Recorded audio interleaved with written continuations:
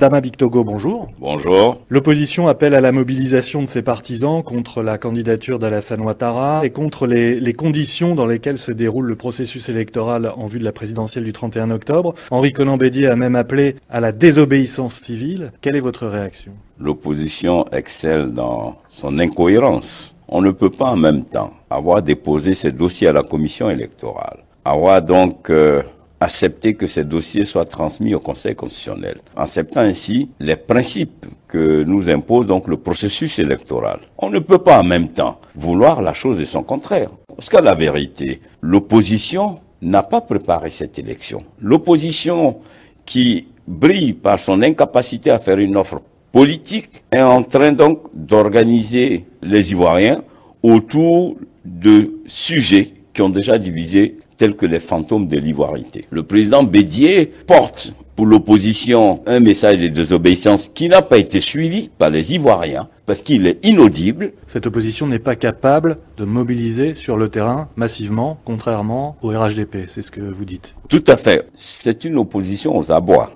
qui a du mal à mobiliser pour deux raisons.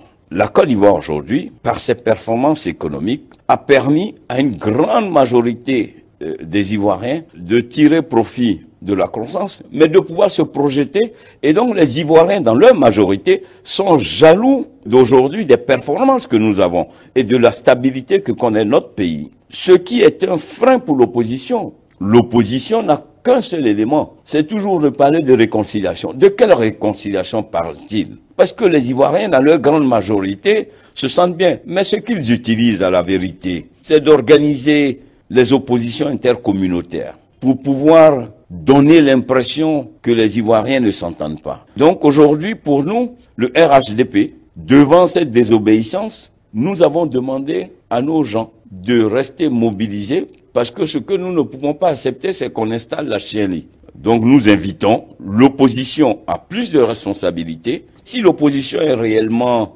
sûre d'elle-même, cohérente, comme il parle aujourd'hui d'être unie, mais dès lors que le président Bédier a été retenu, que le premier ministre Afin Guessan a été retenu, ils peuvent porter le flambeau de l'opposition. C'est parce qu'ils ont peur à la vérité.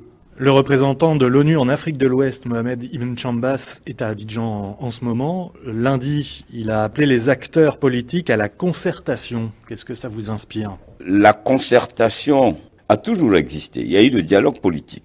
Quand les partis d'opposition ont saisi la commission électorale à l'effet de proroger la période de révision de la liste électorale, nous avons tous adhéré. Le RHDP a adhéré parce que nous tirions tous profit. Donc, c'est né d'une concertation. On a l'impression que l'opposition veut aller à ce match en ayant l'arbitre avec eux, issu de leur camp, en nous demandant de sortir le meilleur attaquant, c'est-à-dire notre candidat, et que le processus soit conforme à leur organisation. À la limite, l'opposition est en train de nous demander, sans compétir, de leur donner le pouvoir. D'ailleurs, c'est pas surprenant parce que le président Bédier, s'il s'en souvient, en 1995, a éliminé tout le monde pour se retrouver tout seul. Pour vous, il n'est pas question de discuter pour aplanir un peu les tensions? On ne peut pas en même temps vouloir engager une discussion quand certains membres de l'opposition, de l'extérieur, se permettent de dire que l'élection n'aura pas lieu et que si l'élection avait lieu, le président Ouattara ne sera plus président.